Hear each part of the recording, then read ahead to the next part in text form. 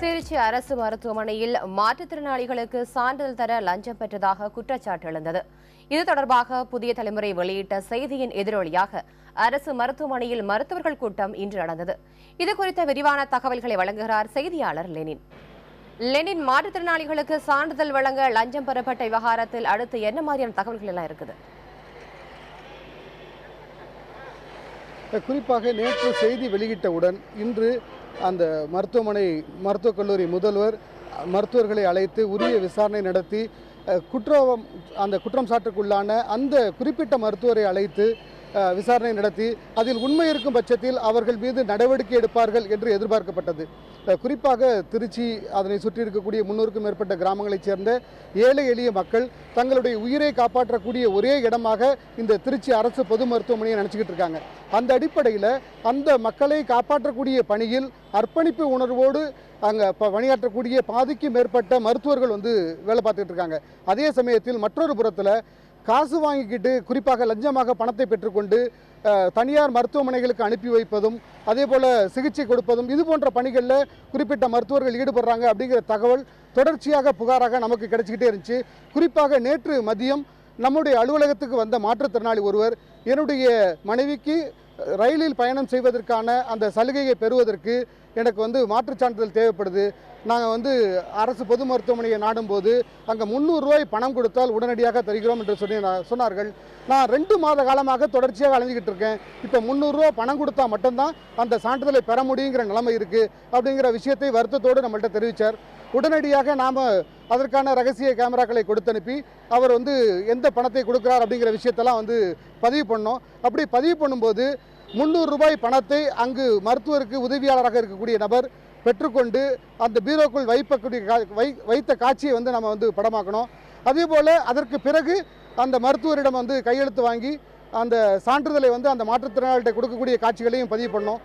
அது மட்டும் இல்லாமல் அந்த பணத்தை பெற்ற நபர் அவரிடம் வாக்குமூலத்தை பதிவு பண்ணோம். நீங்கள் எதற்காக இந்த 300 ரூபாய் வாங்கினீங்க அப்படின்னு கேட்டோம். 300 ரூபாய் பணத்தை அவர் எண்ணி வாங்குறத நம்ம பதிவு பண்ணியிருக்கோம். ஆனால் அவர் என்ன சொன்னார்னா, நான் 100 ரூபா மட்டும்தான் பணம் வாங்கினேன், அதுவும் குறிப்பிட்ட மருத்துவருக்கு கொடுக்கறதுக்காகத்தான் நான் அந்த பணத்தை வாங்கினேன் அப்படிங்கிற விஷயத்தை அவர் ஒத்துக்கொண்டார். 300 ரூபாய் பணம் வாங்கலை அப்படிங்கிற விஷயத்தை கடைசி வரைக்கும் சாதித்தார். ஆனால் நம்மள்கிட்ட இருக்கக்கூடிய காட்சியில் அந்த 100 ரூபாய் நோட்டுகளையும் எண்ணி வாங்கி பீரோக்களில் வைப்பதை நாம் அந்த படமாக்கியிருந்தோம். அவர்கள் மீது குறிப்பாக அவர் மருத்துவமனை ஊழியரே அல்ல, அவர் டீ வாங்கி கொடுப்பதற்காக வந்த நபர்.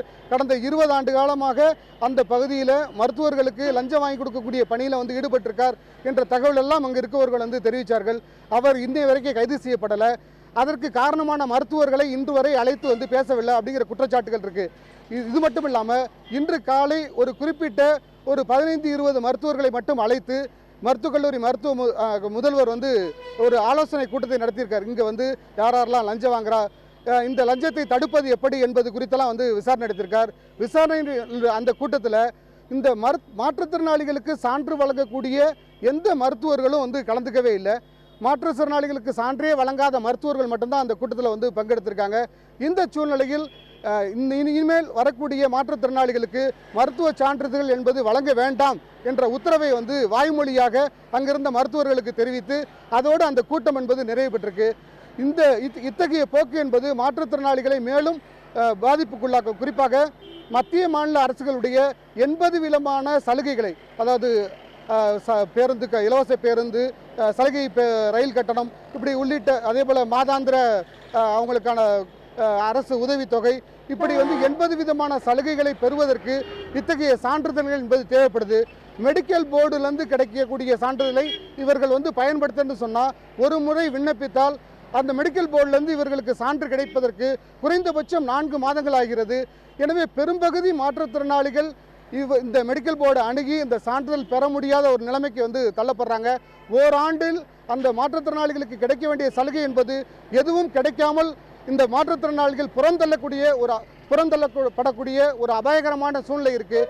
திருச்சி மருத்துவமனையில் உடனடியாக மாற்றுத்திறனாளிகளுக்கு அவர்களை சோதித்து அத்தகைய சான்றிதழ்களை வழங்க வேண்டும் என்ற கோரிக்கையை மாற்றுத்திறனாளிகள் சங்கம் சார்பாக தொடர்ச்சியாக முன்வைக்கிறாங்க. அது மட்டும் இல்லை, இங்கே வேலை பார்க்கக்கூடிய மருத்துவர்கள் குறித்து பல்வேறு முறைகேடுகள் குறித்த தகவல்கள் வெளியாகிட்டு இருக்கு. குறிப்பாக அங்கே மருத்துவமனையில் மருத்துவர்கள் பணியாற்றுவதில்லை, அதாவது ஒரு சில குறிப்பிட்ட மருத்துவர்கள் பணியாற்றுவதில்லை, அவர்கள் தனியார் மருத்துவமனைகளில் தான் பணியாற்றுறாங்க. அவர்கள் வருகை பதிவேட்டில் கையெழுத்திடுவதில்லை.